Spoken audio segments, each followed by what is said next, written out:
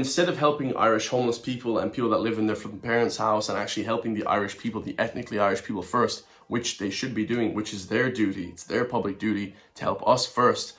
You know, what's the point of even having a passport now? You know, all these different things that we're concerned about in Ireland. You know what they're concerned about? This next news article I'm about to show you. That the Irish tricolour is racist and flipping anti-immigrant and all these different things. They've now labelled the Irish flag a disgrace. I mean, how unbelievable is that? Let's watch this RT News article, this propaganda news. Of course, we know the mainstream media is dead. Don't listen to a word these people say. This is all brainwashing propaganda. Dublin City Council says it's considering how to respond to the flying of tricolours on lampposts in communities across the city, which are believed to be part of a campaign by anti-immigration groups. It follows... They have these wild conspiracy theories. It's not a campaign by anti-immigration people. And how should they respond? How should the Dublin City respond? How about this? When you walk past the flag, you salute it because people died for the shit. How about that? Yeah, nobody even knows about that. You know, not because we don't have conscription in this country, nobody even cares about the idea that Michael Collins got killed, that all these different leaders in Ireland got killed back in the day, 1916, the Easter Rising, you know, the signing of independence, 1922, like all these different dates. Nobody even cares back. You know, it's just absolutely crazy. So requests by a number of councillors and residents groups for the council to take action in response to the practice, which they say is an attempt to intimidate and mark territory. Intimidate and mark territory. Like I said, guys, mark territory. Like we're some dogs or something. Like we've taken a piss on the lamppost. We're marking our territory. How the hell is an Irish flag meant to intimidate? That makes you feel more welcome. When I went to Canada, the first thing you see when you drive off the flippin' airport is a massive Canadian flag. Like so big you couldn't even flippin', you know, you could wrap your house 3 times around with it. You know, the biggest, you know, flag ever. Like it was just crazy. Here, like we're just absolute cucked weirdos. The people in charge, and you know, we need to start calling out these men, guys. You know, these men, you see these men, they're wimpy, skinny-armed, you know, pencil-neck looking wimps, dorks, that, you know, have never had a fight in their life and they have never gone through hardship ever because daddy gave them a scholarship to Trinity and then got him a job at flipping BlackRock. You know, this is the crazy shit that we're putting up with in Ireland. Unbelievable.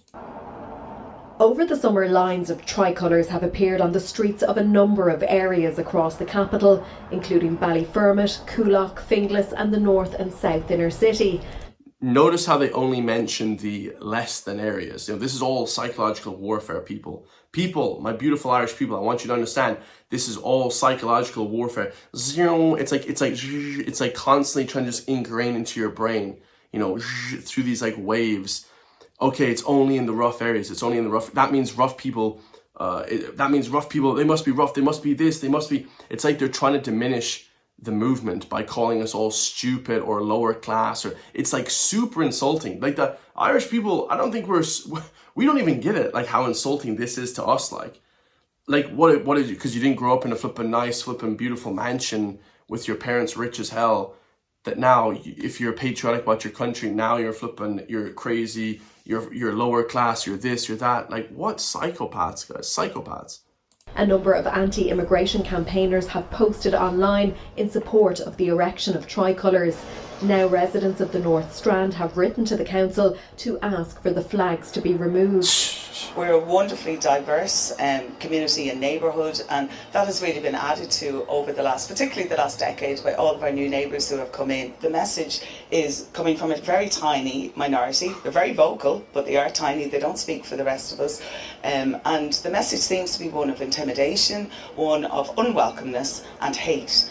Ara would just stop you, bollocks. What is she on about? Oh, lads, this has just gone crazy. She is talking out her ass, man. What is she talking? She said that welcoming all the beautiful new neighbours. Okay, fine. When the new neighbours are running down the street naked with a machete and they're part of ISIS and they're a sleeper cell, I want to see her still use that line of rhetoric. Who's going to be defending you? She also said that it's a small minority that doesn't speak for the rest of us. That is not true. That's what they want you to think. 90% of people that I speak to, on the left and the right in this country, they all agree with everything I'm saying. Any videos that they've seen, they all agree. I talk to everyone. I live in Galway. It's the most left-wing place in the world. You know what I mean? Like, everyone agrees with it, everything I say. There's never been one person that even disagrees. Ever, guys. You know, they want you to make it believe that you are the only one. They want to isolate you. This is what they want you to do. This is how they do it, guys. Intimidation on you and bully you. And they're the intimidating ones, you know, bringing out these flipping riot police and, you know, pepper spraying our flipping elderly and kids. They're the intimidating ones. They always call you what they are themselves. Just know that in life, guys. Everybody that's insulting you, calling you things, they do that because it's them themselves. They are projecting their insecurities. But they are tiny, they don't speak for the rest of us.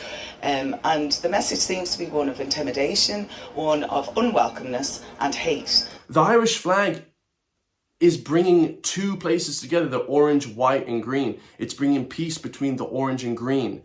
They're retarded. They're all stupid on top of it. These people have no formal education. They don't even speak well. Why are these people on RT News?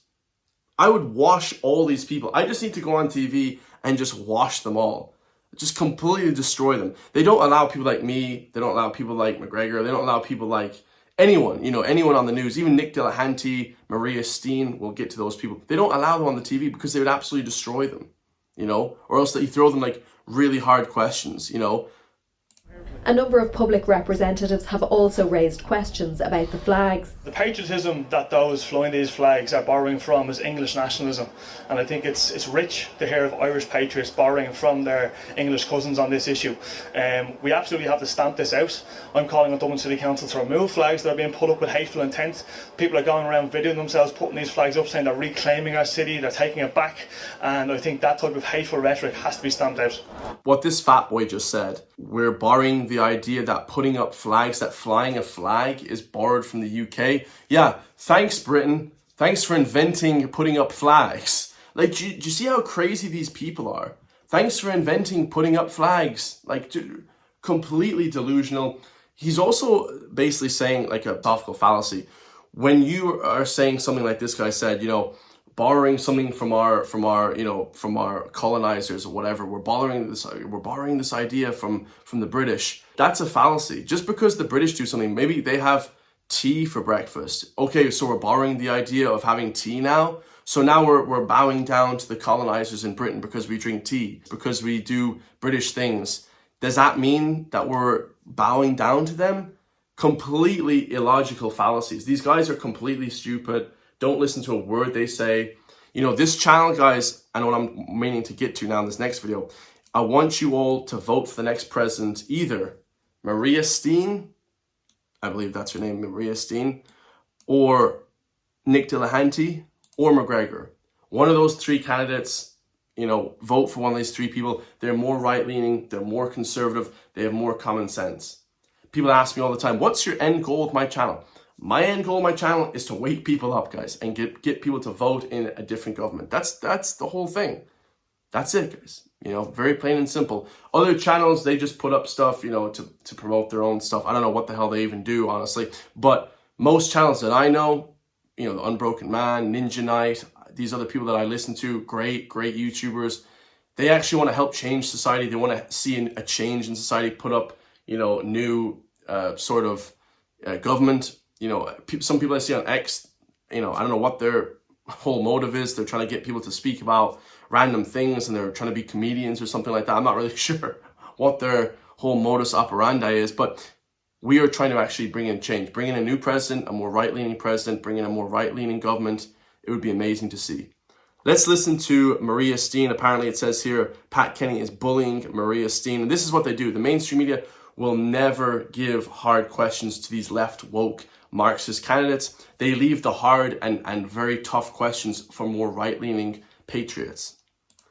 Which is what the government has proposed. We'll come back to the whole question of abortion. So this is not alternatives might have been. If I could just finish, Pat, what I wanted to say. Look, Maria, do you want to be silent in part three? Because that will be the consequence of going on and on. I just want to say. With both sides targeting swing male voters in the final weeks of the campaign, we'll be hearing from pianist Frank McNamara and writer Michael Harding, and we'll also be continuing our discussion after this break.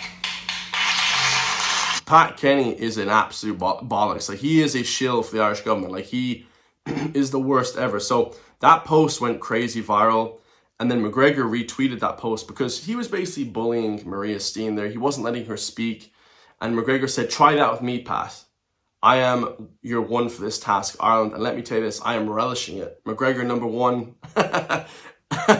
We love McGregor. I love McGregor. But yeah, McGregor just needs to get back to his clean lifestyle. We want to see him clean. We want to see him getting after it. It would be great to see someone like that, Maria Steen, McGregor, or Nick Delahanty, somebody like that that's more right-leaning in the government, okay? Because we haven't seen that yet, guys. And I would love to see that. And this is what I want all Irish people to vote for these people.